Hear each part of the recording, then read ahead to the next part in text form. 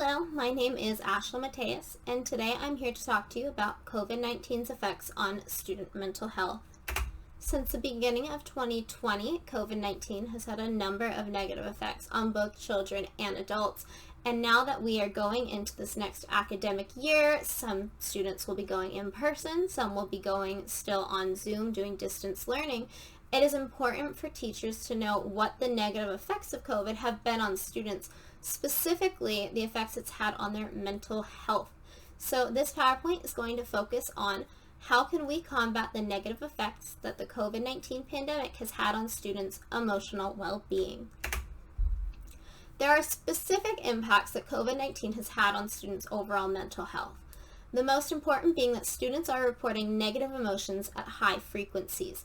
Most of the research done on this so far has focused on high school and then college-age students. However, through observations, teachers are seeing some of these results in their elementary and middle school classes as well. Now, some of these negative emotions that are occurring are anxiousness, depression, low energy levels, overwhelmingness, stress, and lack of confidence. And then also, students are struggling academically while they are struggling emotionally. So students who cannot manage their emotions, who are not in a good mental state, will not be able to perform academically, especially in schools. So in order to help these students succeed academically, it is really up to the teachers to help these students kind of improve emotionally. So there's some more impacts that COVID-19 has had on this, and that's also an increased demand for mental health services. So one study found that 11.6% of high school participants needed professional help to monitor emotions. So this is critical because this is also just the number of students who admitted that they needed professional health services.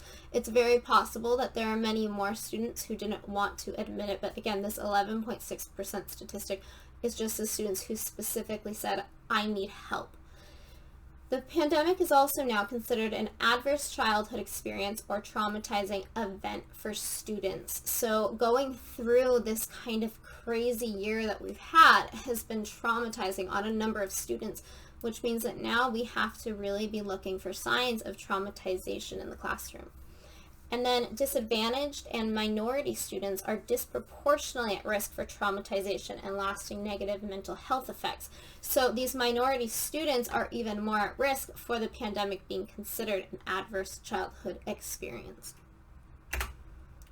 In Chicago, it was found that 44% of children experienced an increase in at least one mental or behavioral health symptom during the pandemic compared with before the pandemic. Now that is a significant statistic, and it just shows why teachers really need to be mindful of the emotions that their students are displaying in the classroom. Now, there are some ways that we can help students moving forward into the academic year and even for years to come. And so I've proposed a multi-step plan to mitigate some of the negative psychosocial effects caused by COVID-19.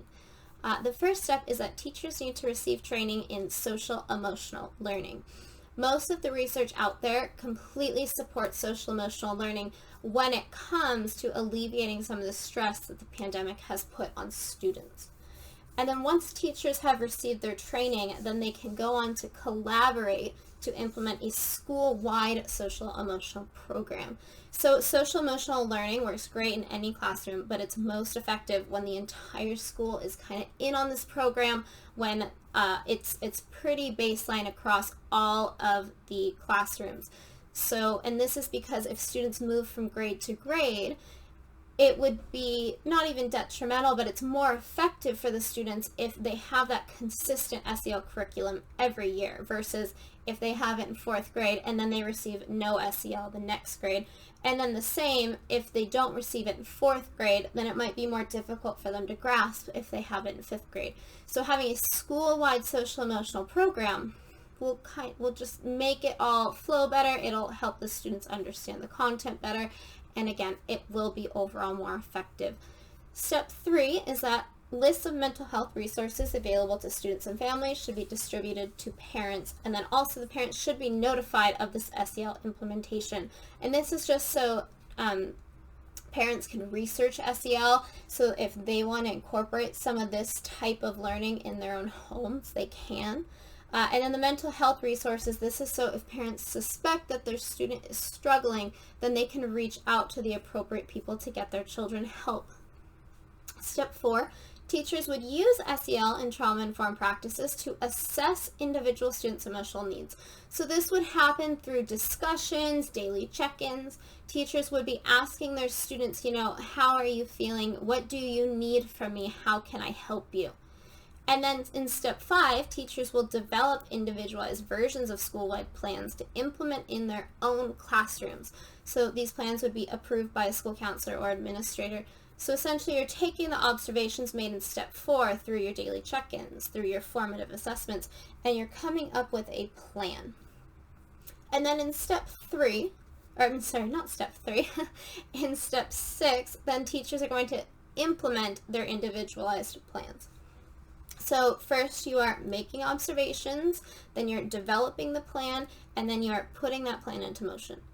And then for the last step, step 7, you're going to monitor students to check for signs that counselor or psychiatric intervention may be needed. So this is essentially if you don't think that the SEL curriculum in the classroom is enough to assist a student, then you can suggest to parents or you can discuss it with a school counselor and figure out, okay, what are we going to do to help this child? Do they need to speak with the counselor? Do they need to speak with a school psychologist? What tools can we give the student to help them further?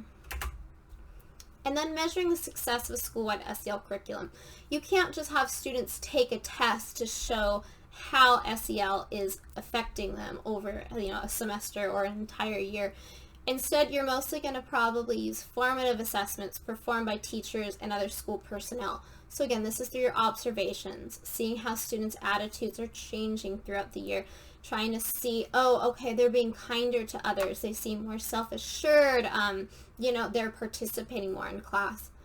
And then weekly SEL journals can also use things like Likert scale questions that have students rank their feelings like 1 to 5. Like, I'm not feeling great today would be a 1, or I'm feeling fantastic is a fine. And then doing that every week can kind of give the teacher a sense of, okay, as a whole they're improving, or they're staying pretty much the same emotionally. And then it'll also allow the students to reflect on those emotions in greater depth. And then the last way you can kind of measure success of an SEL curriculum is to look at academic test scores.